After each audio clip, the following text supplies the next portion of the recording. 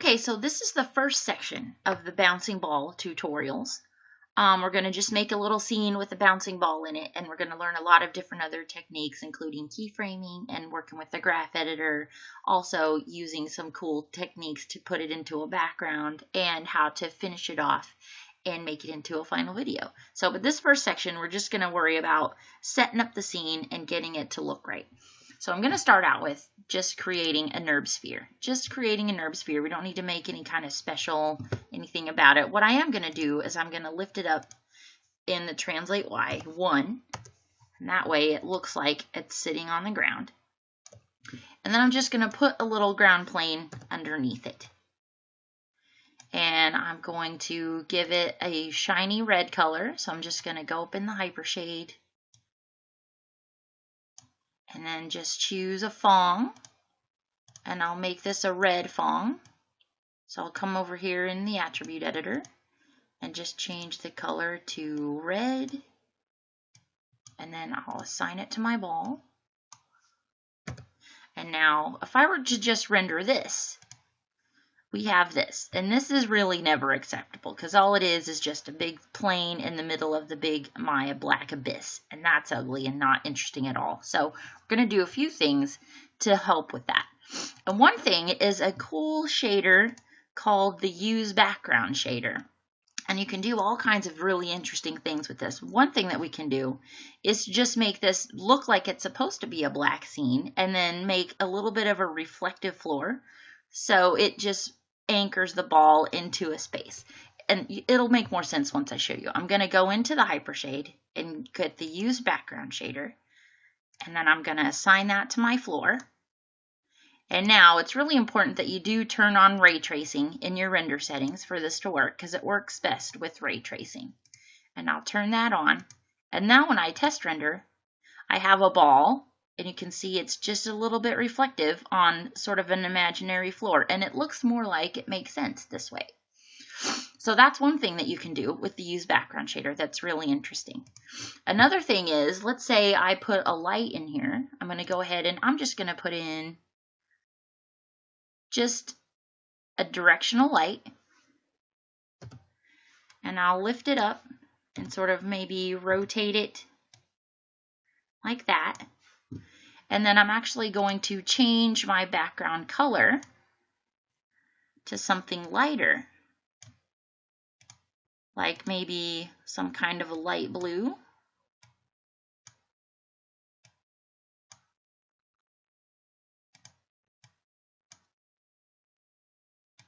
Let's see, maybe something like that. And now, one thing that you do have to remember to do, because if I just change it to light blue, we're back to being able to see, but you can see you've got the shadow. But we still can see this plane, and we don't want to see this plane. We're trying to hide the plane. That's the point of using the Use Background shader.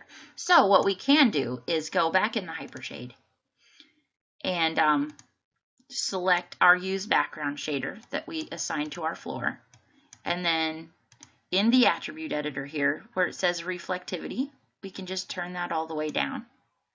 And now when we render, we just have a ball in a blue space with just a little bit of a shadow. And then you can go in and change the shadow if you want to make it fuzzy. You can do all of that stuff with your ray tracing settings in your light.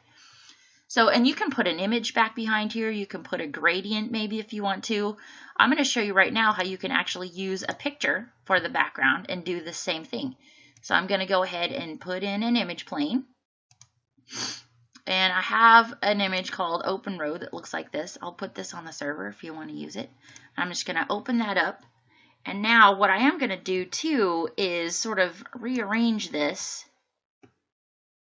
And, well, let me first go ahead and turn on make sure that my scene is set to render to the right size. So let me come up here to the render settings and change it to HD 720, because that's how we're going to always render everything. And then I'm going to turn on my resolution gate. If I go to view here in these little menus right above the viewport, go to camera settings, resolution gate, if it'll stay up, there we go. And now this square right here is exactly what's going to render when I go and hit the render button. And you can see that, and you can see what's starting to happen there. We're starting to get a shadow on the road. We do need to do a little bit more rearranging though, and I think what I'll do is try to take this center line, if you can see it. It's a little hard to see. Maybe I'll just go to wireframe so it's easier. There we go. Try to line this center line up with the road right there. So that's good. And then another thing that we're going to probably need to do is readjust what's going on with the light right here. Because my shadow here is not matching the shadows of the trees at all. So I'm going to have to sort of turn this. I'm going to make it a little bit bigger so you can see it. Turn it that way a little. And it's going to be turned a little bit more. The only thing that's tricky about this is because you have to use ray tracing, which means that the IPR renderer doesn't work. So it makes it a little bit more of a difficult process, but not too bad. So that's probably a better angle for my shadow.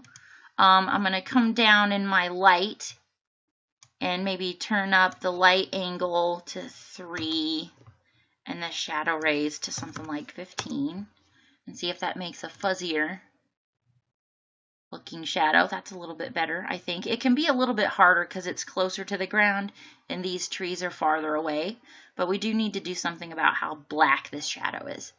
So I'm going to go ahead and create an ambient light, and I will just take this and move it to the side a little, something like that. And then I'll take the color, and I'm actually going to take this eyedropper and just sample the color of the actual shadow. And then I'm going to take this intensity up to, say, 3. And let's see what that looks like.